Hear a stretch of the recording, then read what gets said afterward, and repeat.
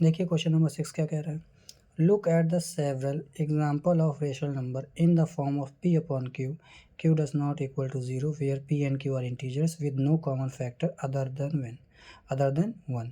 देखिए मुझे कुछ रेशनल नंबर्स के एग्जाम्पल देखने हैं जो कि p अपॉन क्यू के फॉर्म में हो और p और q जहाँ क्या हो, इंटीजर्स, और क्या हो, उस इंटीजर के पास केवल एक ही कॉमन फैक्टर हो और वो केवल 1 और कोई कॉमन फैक्टर नहीं होनी चाहिए।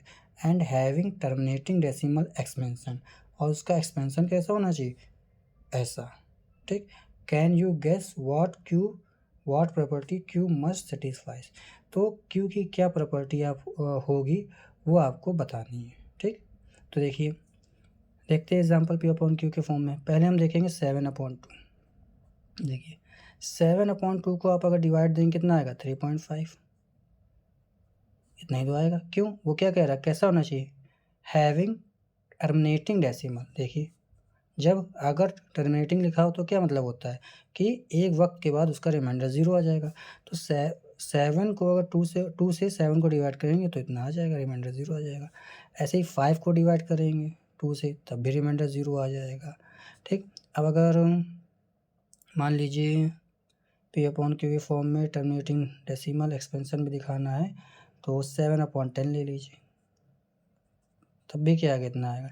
लेकिन आप अगर 7 के नीचे 3 लेते हैं तो देखिए कितना आता है, 3 से डिवाइड कर रहे हैं, 3 2 जा 6, ये हो गया 1।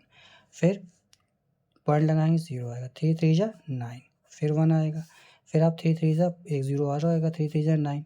तो देखिए चलता ही जा रहा है, ये चलता ही जाएगा। तो ये क्या है, नॉन टर्मिनेटिंग डेसिमल एक्सपेंशन। मुझे क्या दिखाना है, टर्मिनेटिंग डेसिमल एक्सपेंशन। तो ये तो नहीं हो सकता है कि मेरा Q3 नहीं हो सकता है। ठीक। अब देखिए अगर किसी संख्या को आप 7 से भी डिवाइड करेंगे तब भी वो क्या आएगा, नॉन टर्मिनेटिंग डेसिमल एक्सपेंशन आएगा। ठीक। और शर्त क्या है कि केवल उसके पास कॉमन फैक्टर कितना होना चाहिए, 1। ऐसा नहीं कि आप अगर वह 7/7 ले लीजिए तो आप बोल दीजिए कि ये तो आंसर 1 आ रहा है। उसने क्या कहा था, कॉमन फैक्टर अदर देन 1, वहाँ केवल 1 होना चाहिए, 1 के अलावा कोई नहीं। 7 के फैक्टर क्या हो गया, 7 भी हो गया 1 भी हो गया, इस 7 का भी क्या हो गया, 7 भी हो गया 1 भी हो गया। तो ये क्या है, ये तो 2 फैक्टर हो गए ना। उसने क्या कहा है कि ऊपर नीचे केवल ऐसी वैल्यू लीजिए जिसके कॉमन फैक्टर 1 हो। जैसे हमने लिया था 5/2, तो 2 का कॉमन फैक्टर क्या हुआ, 5 × 1, यही हुआ फैक्टर। और 2 का क्या हुआ, 2/1। तो देखिए कॉमन फैक्टर कितना है, 1। ठीक। लेकिन यहाँ कॉमन फैक्टर कितने बन गए, 2। तो आप ऐसी वैल्यू नहीं ले सकते हैं कि जिसमें कॉमन फैक्टर 1 के अलावा भी कुछ और हो। ठीक। तो इतने से मुझे समझ में आता है कि Q की क्या प्रॉपर्टी होगी। तो देखिए क्या लिखा जाएगा, the prime factorisation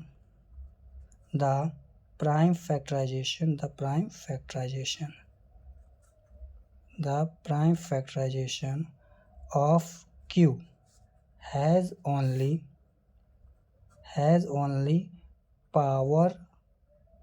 powers of 2 or 5 or power of 5 और बोथ।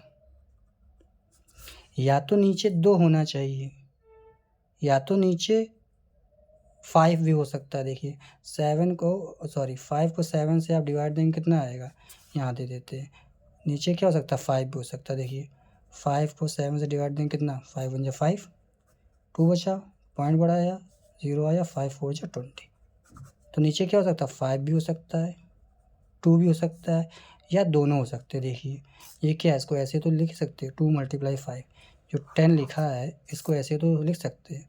तो या तो 2 होना चाहिए या तो 5 होना चाहिए या तो दोनों हो सकते हैं, लेकिन नीचे 3 और 7 नहीं होने चाहिए।